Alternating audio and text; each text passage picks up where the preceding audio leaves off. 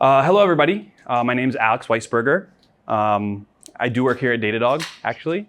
This talk is not directly about Datadog work.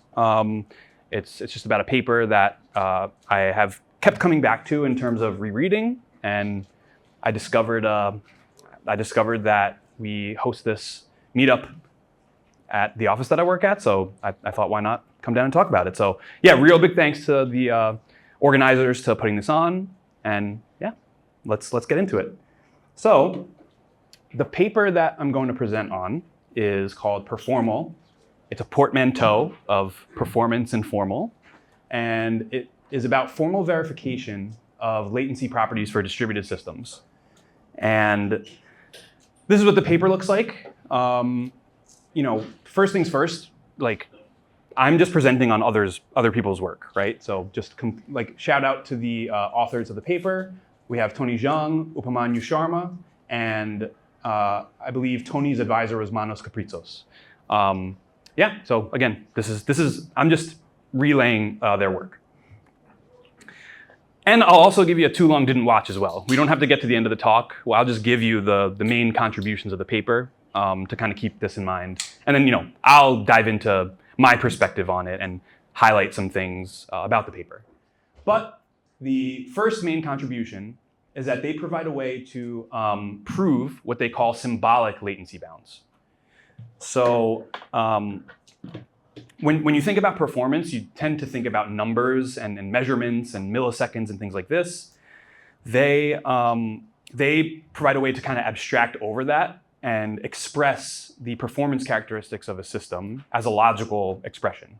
And this means that you can actually formally verify it against the code, and you can prove that the system will meet this bound. So that's pretty interesting. And the other contribution is that they provide a way to kind of link this to the real system. And they provide a way to take that formula and kind of use it. They use the phrase recipe. It can become a recipe for actually estimating the true end-to-end latency of a request in your system. And this is really interesting because if you can do that, it means that your property is accurate and accurately represents your system, etc. Okay, so that's just kind of a brief introduction. This talk will unfold in 4 acts. I will kind of give my take as well as kind of summarize the introduction of the paper in a section that I call Time is a Chasm. We'll get into what that means. And then I'll talk about how the paper models performance formally. Again, that's one of the main contributions. I'll talk about how they link to real time.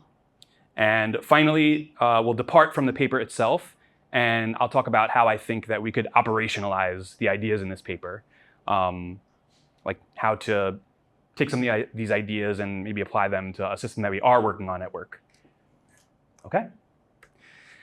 And with that, here's my spooky, ominous phrase, time is a chasm. What does this mean? Okay, so a little bit of background about me. I joined Datadog a little under 2 years ago. And before that, my background was more in what I would call quote unquote typical business applications, let's say. There's a couple of trucks in there. I actually did 2 different stints in the trucking and logistics industry. I worked on some music applications. There's a karaoke app there.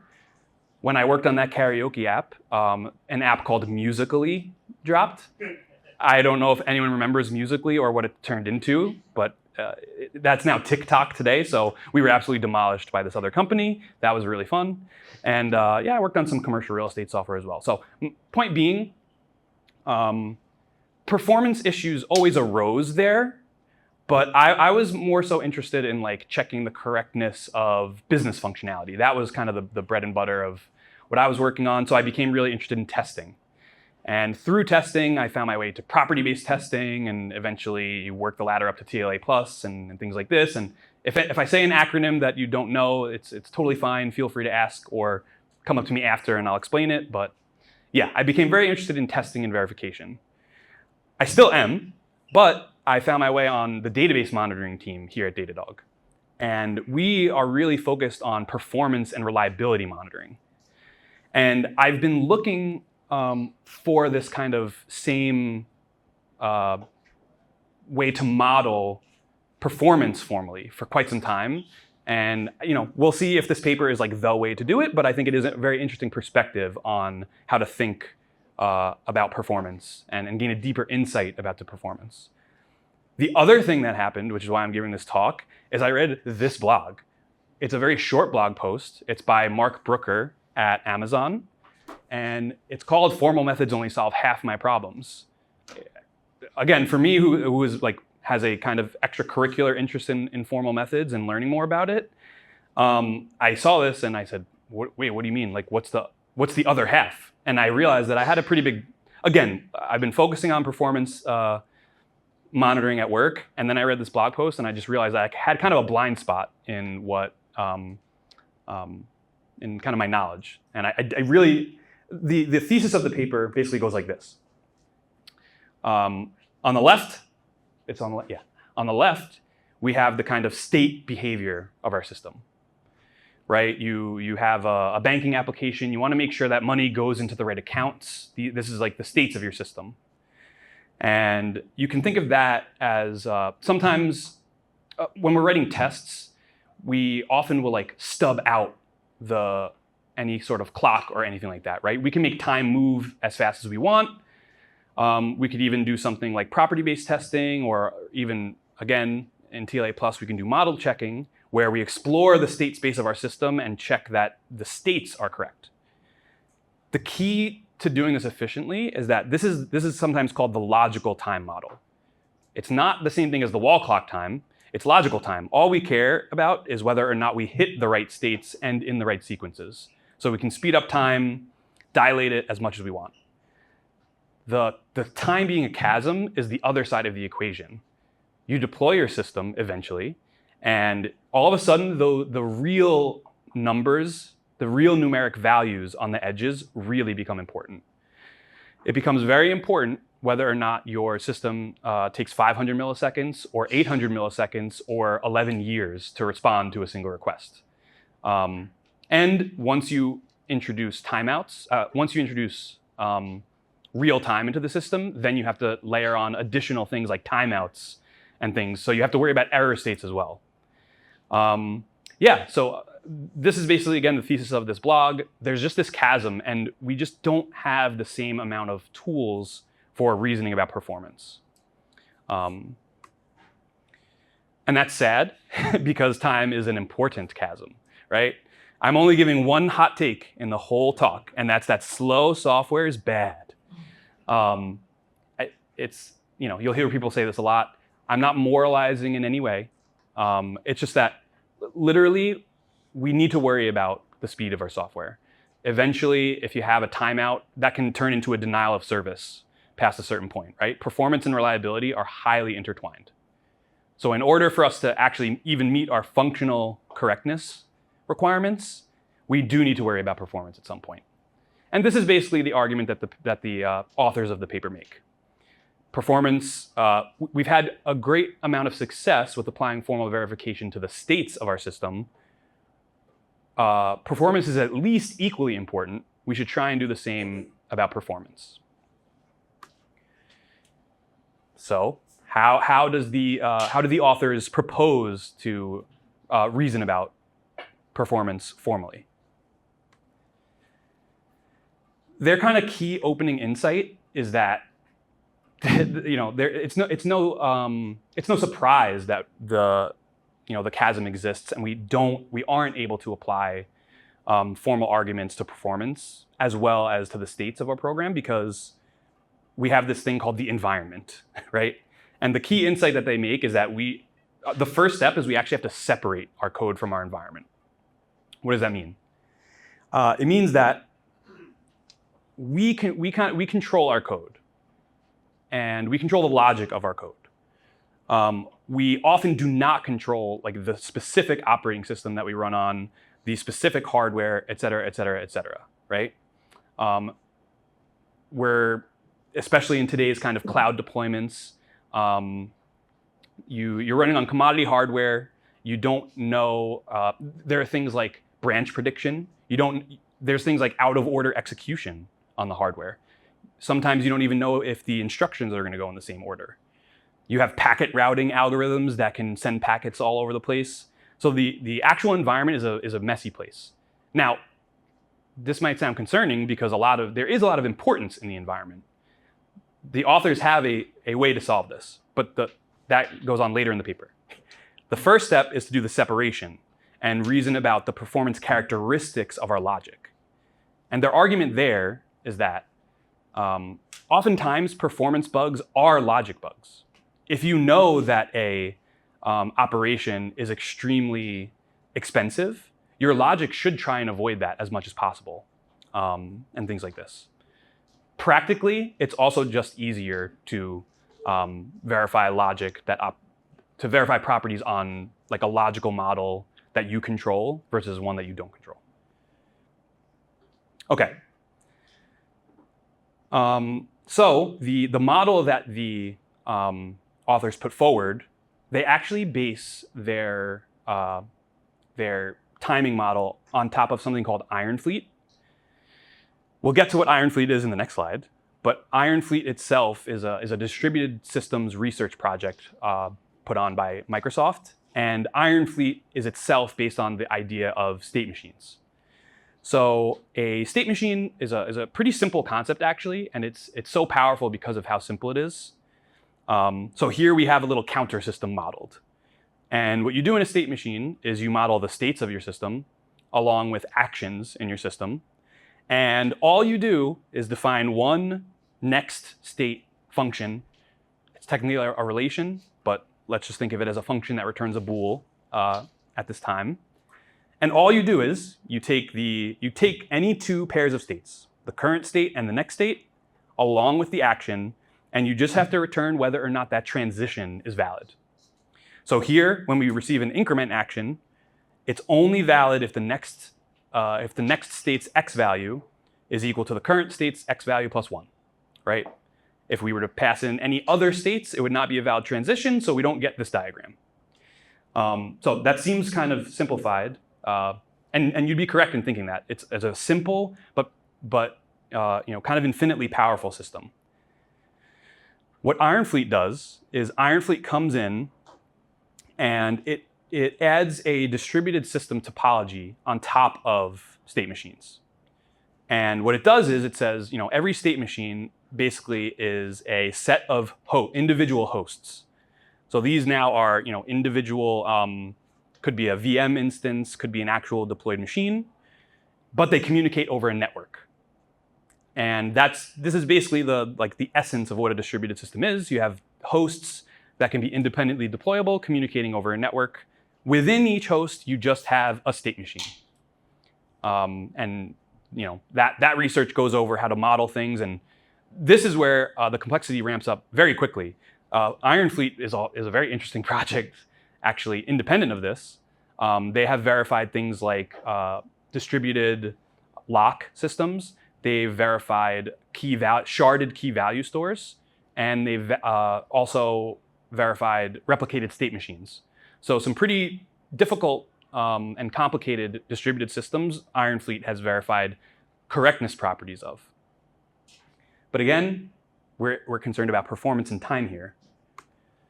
Actually, luckily, the gap to go from a logical time distributed system to one that is timing aware is actually relatively small.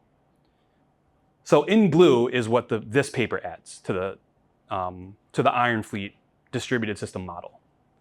It says that on each state, you augment it with the timestamp that the state completed its transition in, right? So here we incremented from x equals 1 to 2, and that took 100 milliseconds, let's say.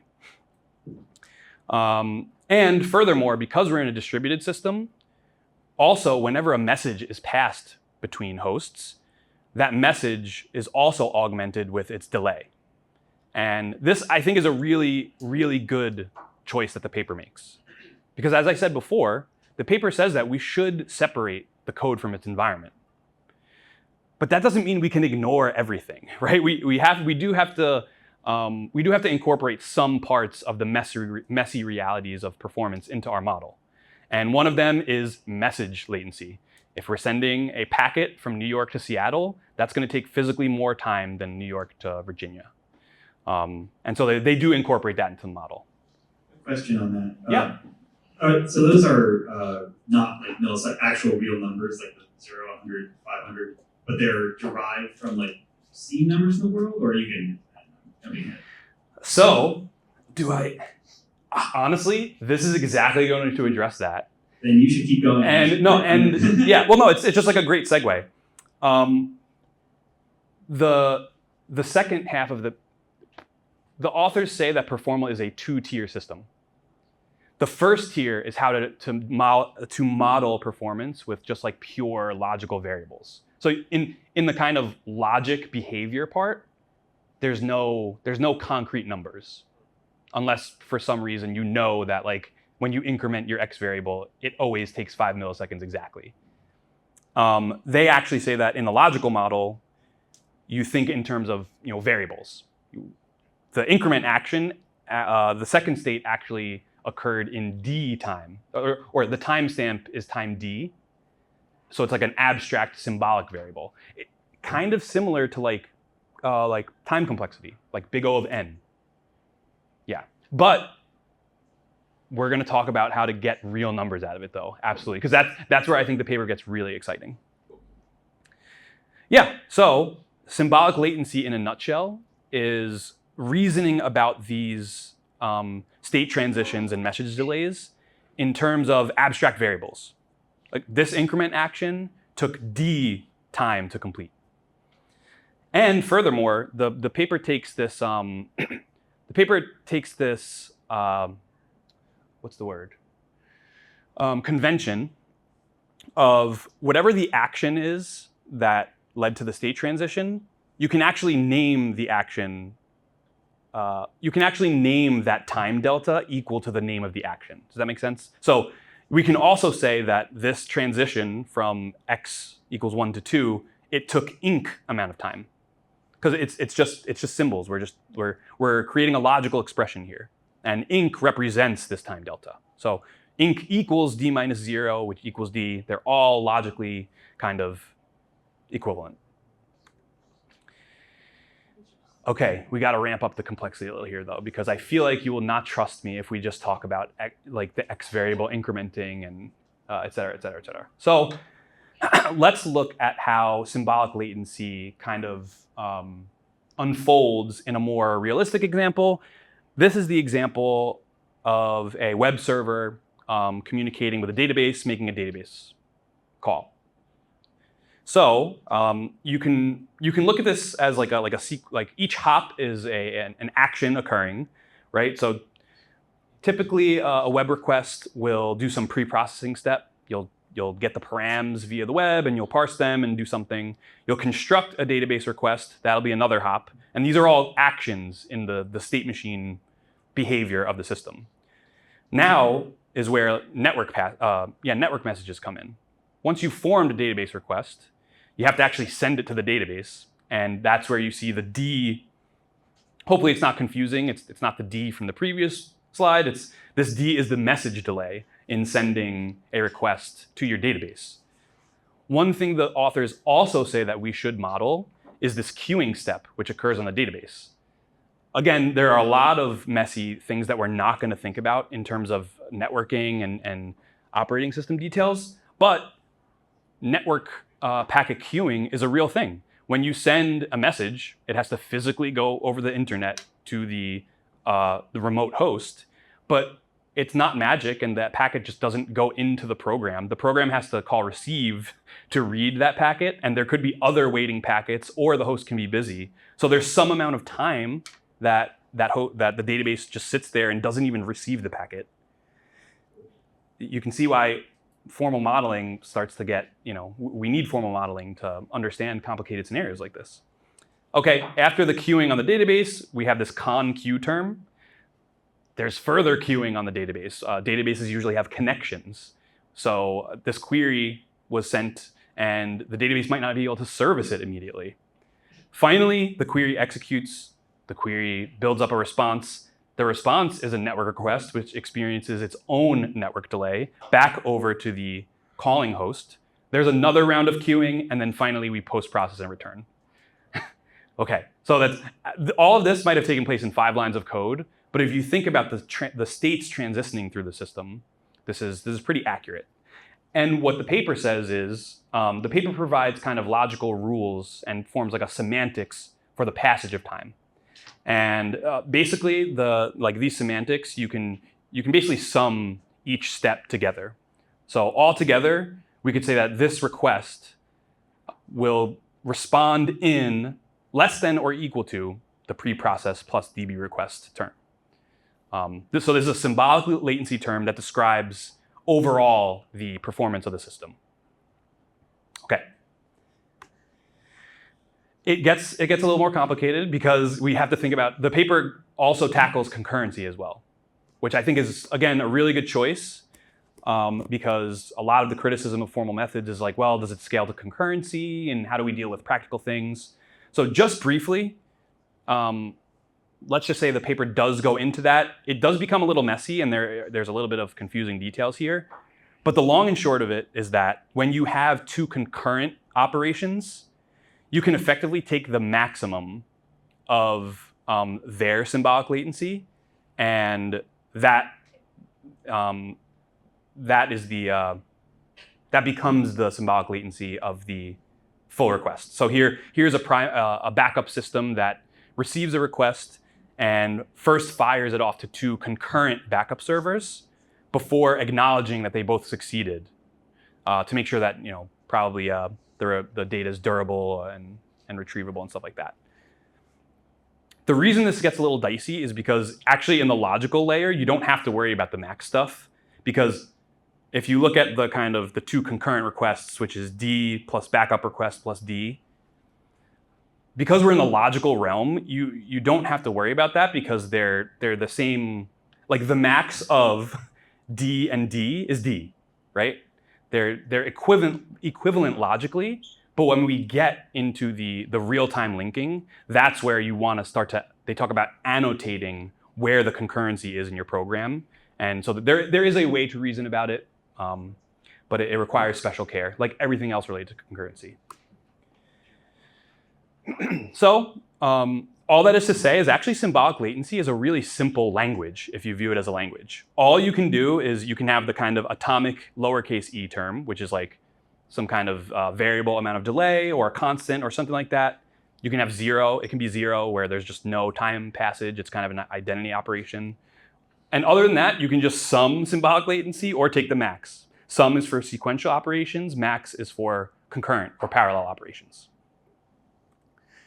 And yeah, so again, the paper kind of puts this all together, and what it does is it can now make a top-level statement about the time that it takes for a request, but instead of proving that this reply latency request finishes in like 5 milliseconds or a concrete variable, it proves the bound in a symbolic logical expression. So here's one, I forgot which example this is referring to at this point, but it just says that we have given the model of the passage of time proposed in the paper, they have proven that the reply latency is guaranteed to be less than or equal to that bound. I won't go into this too much, but my background is not in math. My background is not. I don't have a background in formal verification either. Actually, it's just an interest of mine. I like to see how to apply it. But what is interesting about this, about the paper, is that they actually do all of their proofs in a language called Daphne, which looks very similar to a programming language, and that's because it is a programming language. This is developed by Microsoft, and I don't know if it's clear here, but you actually don't write proofs in Daphne. They're actually automatically checked. So this isn't a paper about like mechanical verification of proofs, but that's a whole different interesting area. I just wanted to give a sense of like what a proof looks like. All of these individual functions are defined elsewhere, and it's solved automatically by an SMT solver. It's crazy stuff, crazy stuff.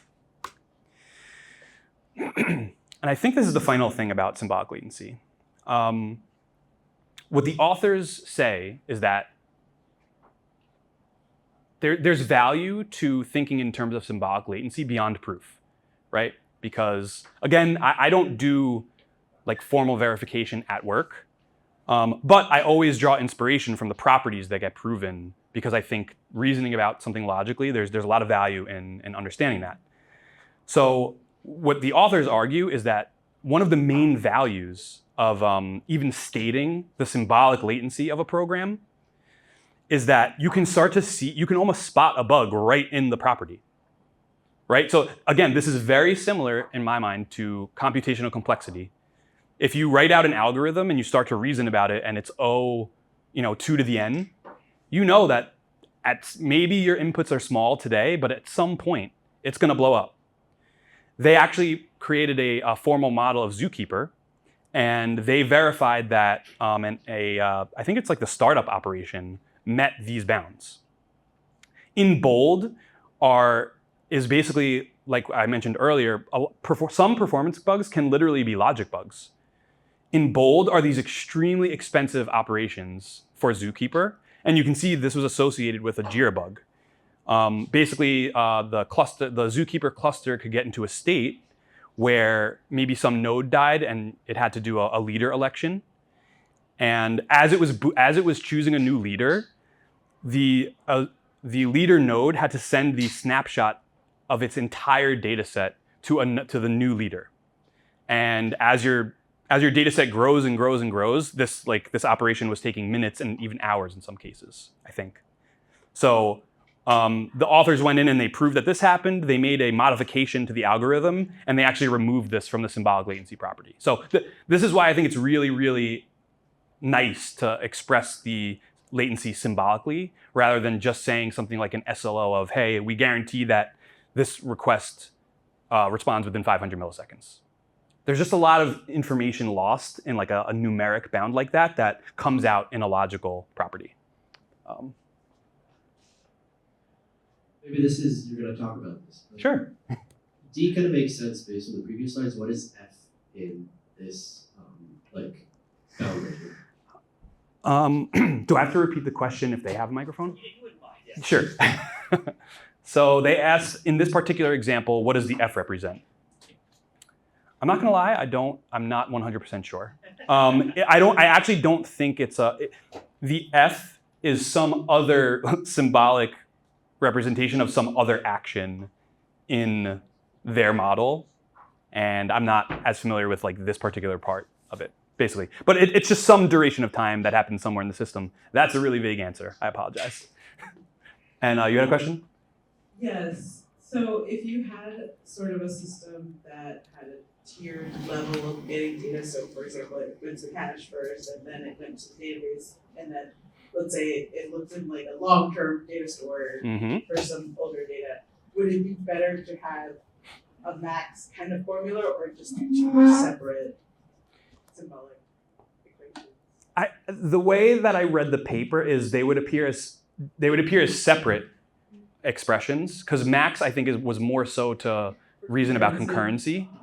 But what will happen is most executions, the like long-term storage duration will be 0, right? Because if your logic never goes there, it's still there. It has to be accounted for, but it just takes on a value of 0 in most behaviors of the system. That's my read of what they would say. Cool. Thank you. Did I repeat the question there? You didn't know. Let me retroactively repeat the question, which is if you have a tiered data storage, like you're retrieving data first from a cache and then maybe from a longer term storage like a database, and if it's not there, then computing it, would you express that as like a maximum formula? And I said that max. Well, you heard what I said. That was the question. It's like a Jeopardy thing. Oh, I messed up. Okay. All that to say, symbolic latency is a language for describing algorithmic performance. It's like a description of the logic of your performance. And I think it's pretty similar to computational complexity in that regard, in that it makes the worst case performance explicit, and you have to think about performance in the limit. Question? computational complexity, do I need to have a formal methods prover for this to be useful, or should I just be back in the envelope writing down a bunch of variables for my latencies? That's good enough for most cases. So the question was, do you need to prove these latency bounds, or is it useful enough to just kind of look at the code and write a latency property down? I don't think I've written a proof at work personally, and I think that's common. That's probably everyone's in that bucket. So I've been thinking about that, and I don't address that in this particular talk. I think there's something that I usually think in terms of like you can relax a proof by doing something like property-based testing or generative testing. So maybe there's something there where we can define the state transitions of our system and like run it through a property-based test kind of quickly, or even just write some manual tests and see if the property that we think holds does hold. I think another way is just put it to runtime, like almost like set like a monitor to see if this request ever does not meet that property. So I think there's stuff there that it could, and so yeah, I think it would be useful, but I thought less about how to actually prove that your request meets a property. But yeah, I think that's a great question. Okay, what time is it? Linking to real time. So this is I think a really exciting part of the paper because I think like it very much has to do with that previous question. It's like, again, I'm not writing proofs, so how's this going to help me? Well, I have something for you. So let's do a check-in on our progress across the chasm. We have a chasm created by our friend Time, and we introduced symbolic latency. So we took a step across it. But I don't think we're there yet, because again, latency eventually, the real number really matters. And I think the authors recognize this, so they don't just stop at this like proving step. So we'll do a little bit of like kind of philosophizing on logic for a bit, but there's a notion in logic of interpretation.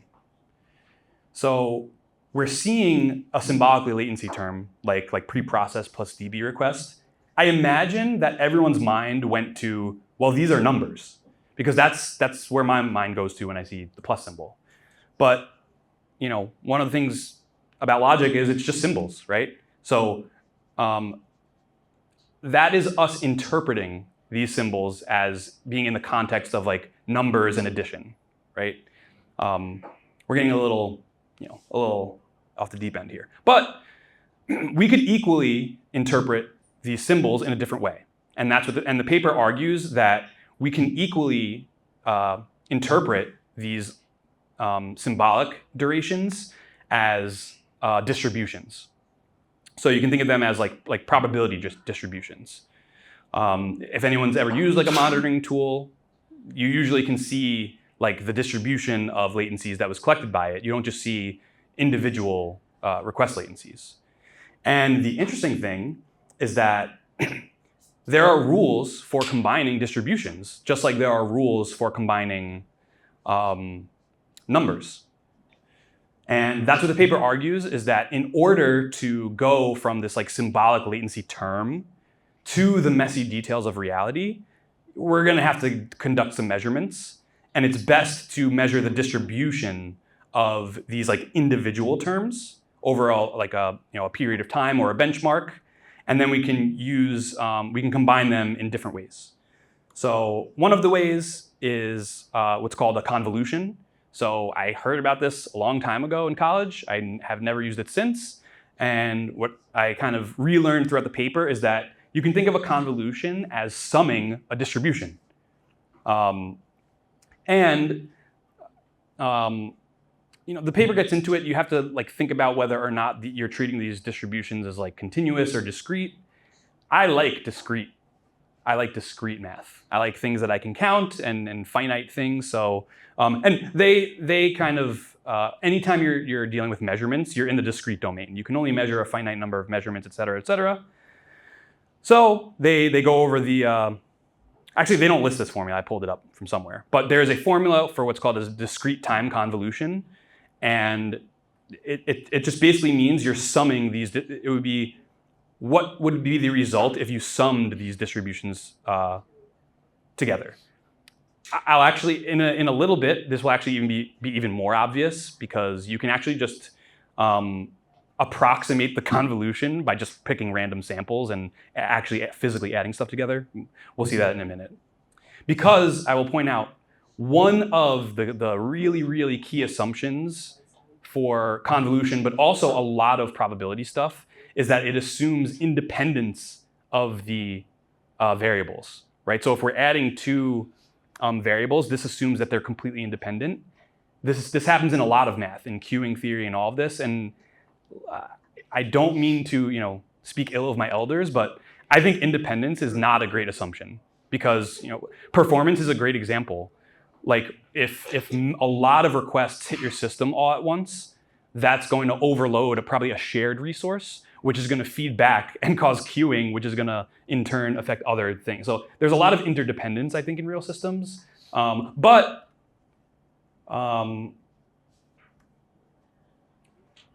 This just says that you can also, here's where the max part of the concurrency really comes into play.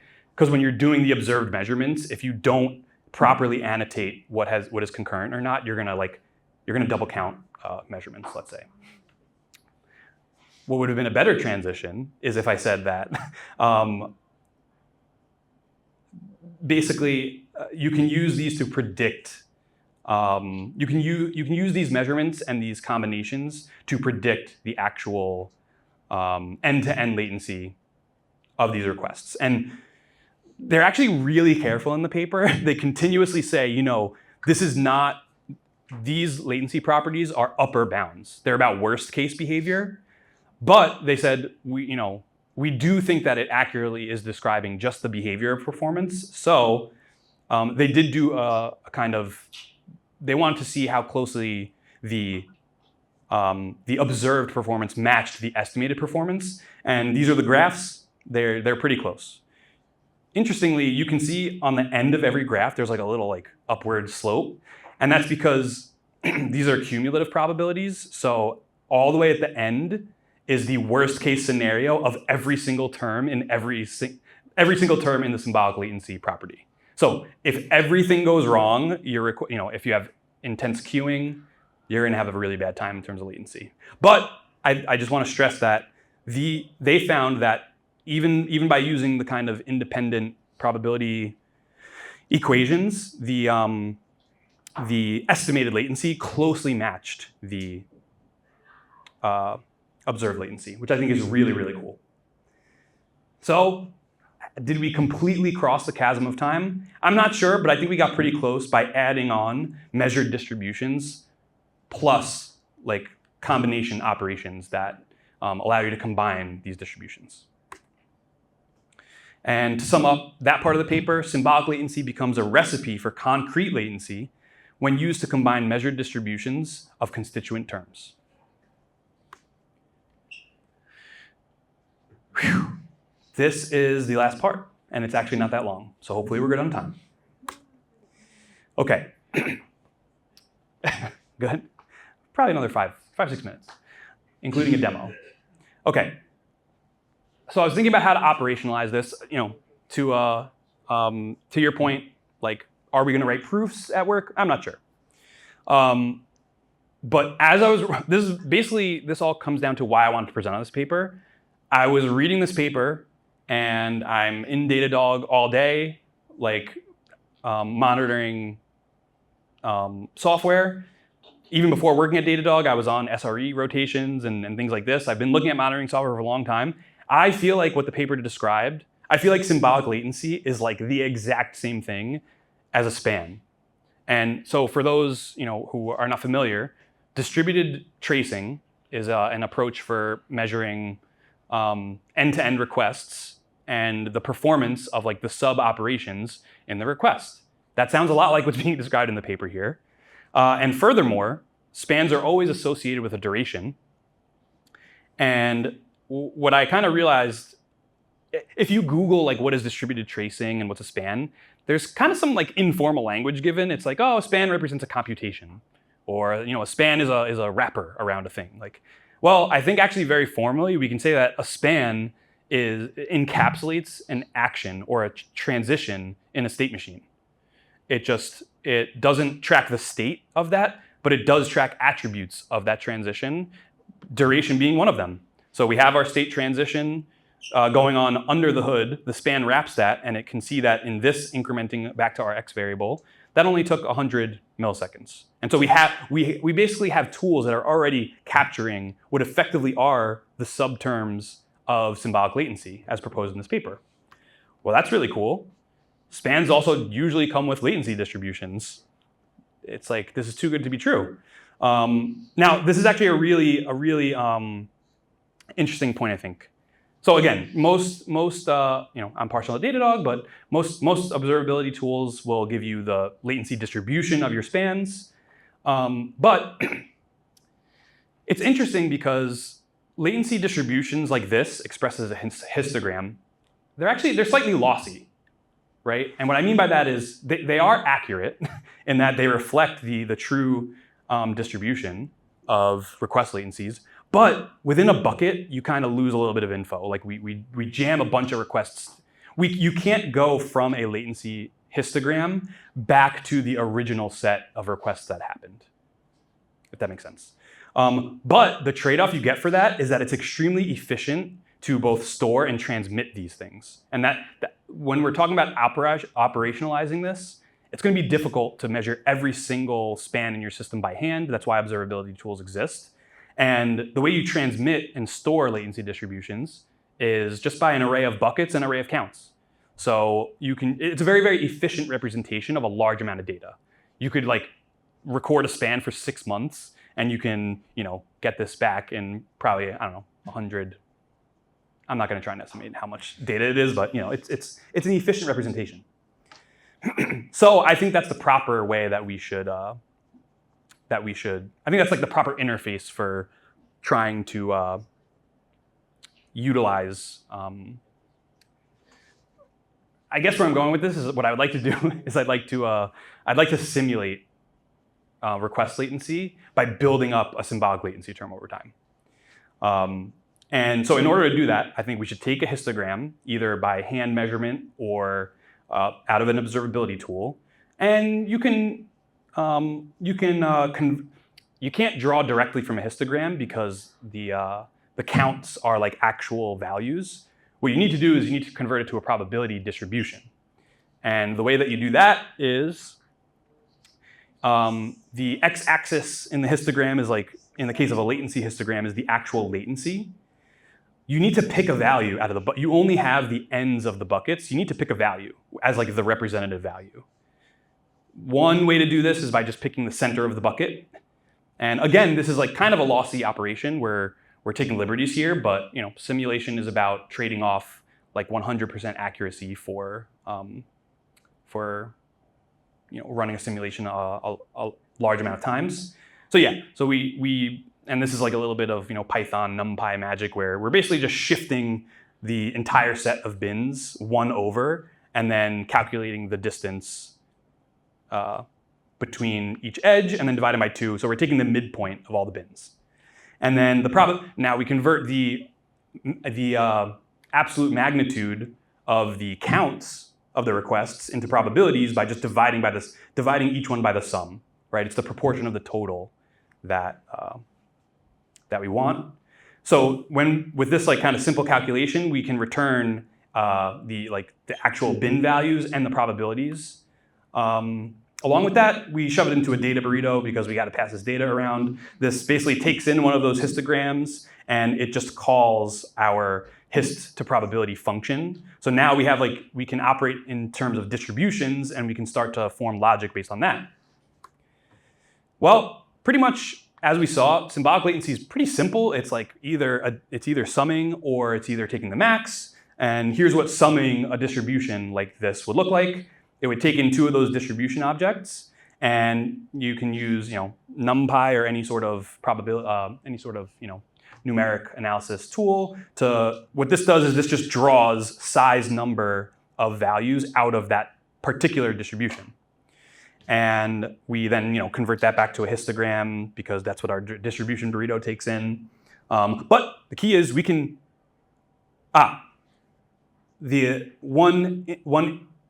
here's where the independence of the variables comes into play. You don't have to do a convolution when doing this. I think sometimes, I don't know if this is exactly Monte Carlo sampling because I'm not actually too familiar with that, but I think the idea of Monte Carlo sampling is like build up a distribution or do operations by just sampling a bunch of times. That's all we're doing. We're sampling from the distribution, and because we have the actual distribution values, we can just sum them together. So this doesn't require independence, which means if we run a simulation, we can simulate like a shared resource getting overloaded because because multiple things are affecting it. Again, this one's a little tricky. In my experience, a lot of times what happens is that sometimes an observability tool cannot get the actual fine-grained individual terms. Actually, databases are a great example of this. We don't know how long a database, depending on the database management system, we don't know how long was spent in the actual connection queuing phase. You'll actually just get one span for like the round trip time, but we could just do the exact same thing, and we could just we could like either measure that time somehow in just a specific targeted way, or we could just estimate it and say, I don't know, I'm just going to simulate like the fact where we have no connection queuing all the way up to 500 milliseconds of connection queuing, and you can actually just subtract a distribution out of another distribution, and then you can get the independent terms. You would do this if your like symbolic latency expression had individual terms. And I actually emailed the author of the paper because like I couldn't get this idea out of my head, and I was like, what do you suggest? And he gave this concept a name of atomicity. It's like we actually want to measure atomic pieces of time of operations as much as possible, right? The more that we kind of, because you can do a symbolic latency property of your entire request, it's just rec, right? We don't get the flexibility to go over different scenarios in a simulation if we don't have the individual things like that. So once you have that, you can write a simulation, which basically takes, we're just basically almost building like a domain-specific language for expressing symbolic latency terms. I just did like an exponential distribution and a log normal distribution, which are just kind of random distributions that are available from various Python libraries. And I summed them together. And then you can write a kind of, this is using the SymPy library. The key here is, honestly, SymPy is really cool. You should check it out. I don't have enough time to explain how it works, but let's let it be enough to say that you can, it's a way to simulate like a large passage of time by only kind of telling the simulation when different events occur. So we can model like request latency by saying the request arrived at the server in one event, it was picked up in another event, and then it was done processing in another event. And that's what's going on in the red box, is that we have this new combined distribution, and we can just randomly choose values from this, and that's our execution time.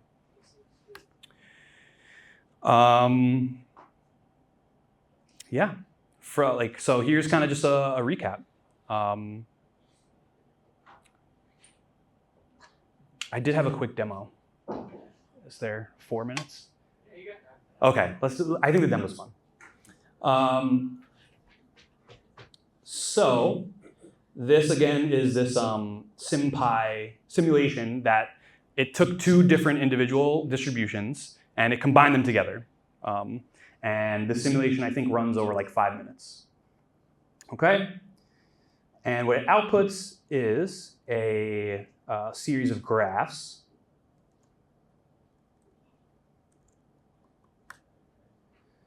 But it also outputs like a few queuing properties of the simulation. So let's open, well, actually first, let's look at the distributions to see like what combining a distribution looks like.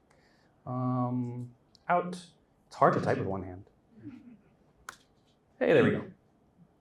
So like I said, I just really built 2 random distributions. Python's really good at this. I'm actually not a Python expert at all, so this is actually pretty simple to do this. You can see here, this is a log normal distribution. It kind of has this bump at around, I don't know, let's say 2 milliseconds or 2 seconds. And it kind of has this long tail. Here's an exponential distribution, which it similarly has a long tail, but it has this, like, most of the requests actually are in between 0 and 2 seconds. So more requests are like shorter for this distribution. And then if you combine them together, the kind of log normal distribution kind of wins out because you can see that we're adding them together. And so here we have a lot of requests in like the 4 or 5 second range. Now, this simulation tracks the processing time of individual, the x-axis is like the request number. So it's sending like 500 requests in the simulation time. And this is recording like the processing time of each individual request. So you can see they're kind of, I don't know, they're in between like 4 and 6 seconds around there. But this particular, this is all fed into like a queue that only has 3 processors. So you can think of this as like, I don't know, you only have 3 servers receiving requests. And we can start to ask latency questions like, will this server configuration keep up with this workload at this arrival rate? And so you can see here that the processing time, again, has this range, but the latency is literally growing infinitely. And that's because the queue length is growing infinitely, right? It's like going to Chipotle, but you walk in and the line's out the door. It still takes the same amount of time to make the burrito, but you have to wait 2 hours before you even get to make the burrito, right? So I think it's clear here that just at this processing time distribution, we're never going to keep up. So what we can do is we can go into the code and we can say, you know what? Let's scale up. And let's increase this, I don't know, it's like 8 processors. And we run it again. And we open again. And voila, we scaled up. It's really the same distribution of requests where we just haven't introduced that wait time because we're processing them fast enough.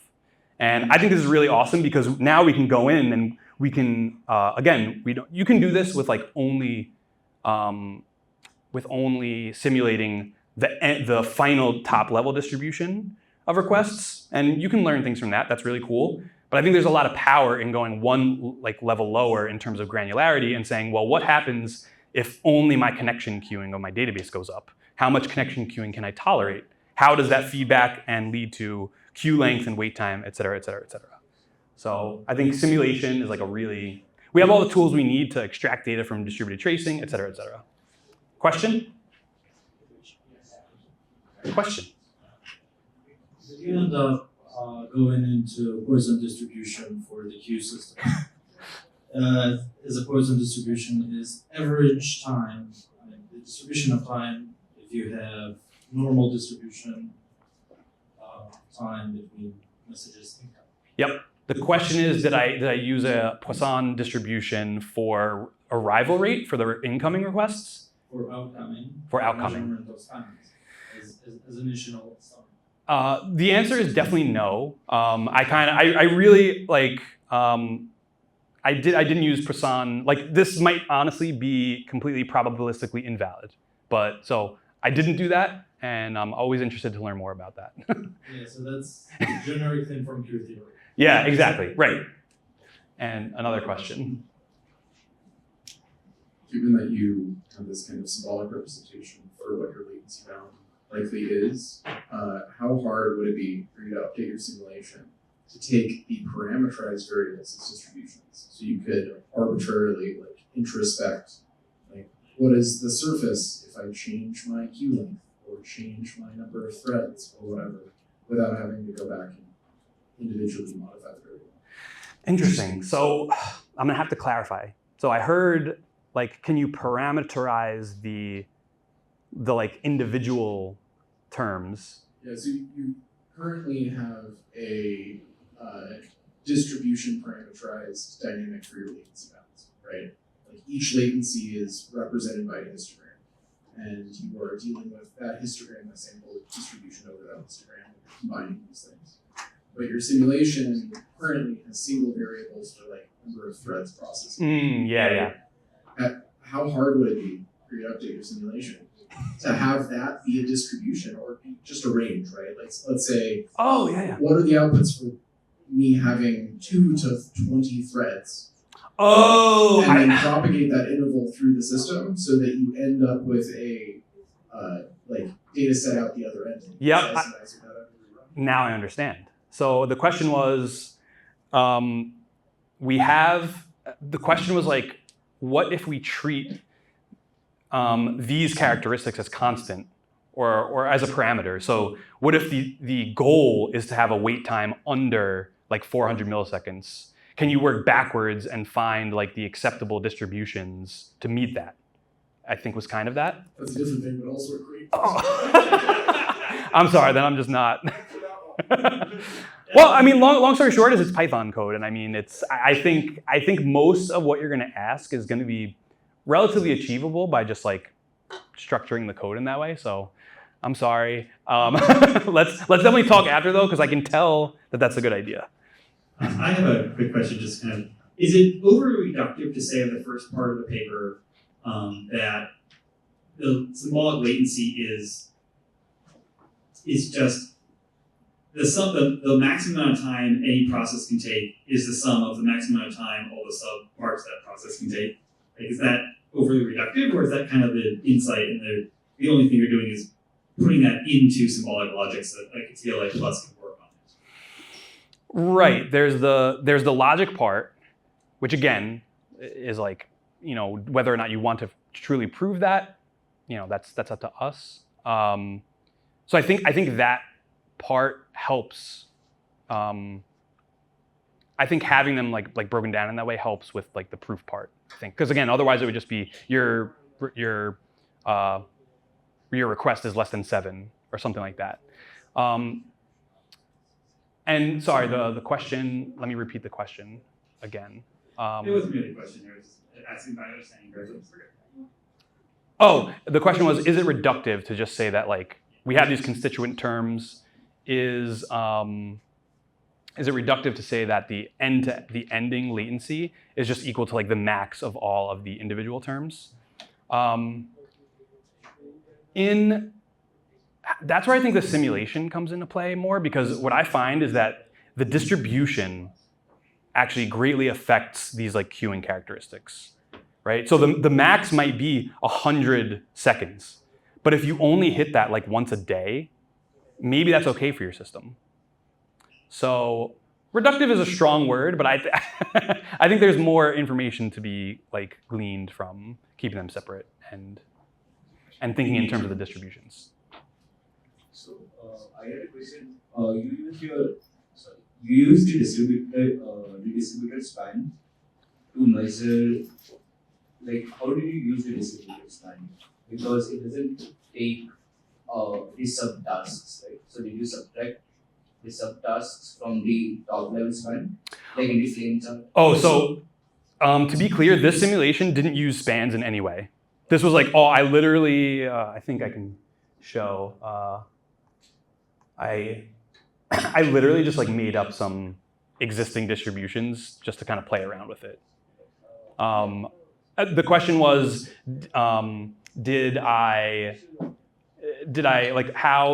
kind of capture some of these spans, some of the data spans? Yeah, and the answer is I just made up some distributions. If you were to use a distributed span for measuring symbolic latency, you would have to subtract the subtasks, right? From like a parent task, like in a stack of, you would have to do some kind of calculation, right? You mean if you like only had the top level distribution? Or if you have like spans, like if you had a flame chart and you want to convert it to the symbolic latencies, you do have to subtract some of them, right? Like, I see. So the question is kind of honing in on like, if you have an entire flame graph of a trace, there are parent spans and child spans. So you're going to double count the latency if you include the parent and the child. Yeah, I think in order to operationalize this, you will have to, I think that gets into like this concept of atomicity. You're going to have to find out like what are the really atomic pieces of work and pull them out. I think having the symbolic latency property written down will help you with that, because then you actually don't have to pull the flame graph. You can pull each individual span distribution manually, or like you can pull them each by name. But yeah, you have to be careful, otherwise you're just Python will run anything, you know. It would be cool if someone integrates like an async IO runtime or like one of these async runtimes. Sorry, it would be cool if someone integrates one of these async runtimes with something that generates this symbolic expression. Because at the async IO runtime level, you already have this information of which are the tasks being executed, and the control is being handed over to another task. Since they are technically state machines. Yeah, the statement was it would be cool if someone built an async IO runtime that like collected some of this information for you. Yep, no notes on that one.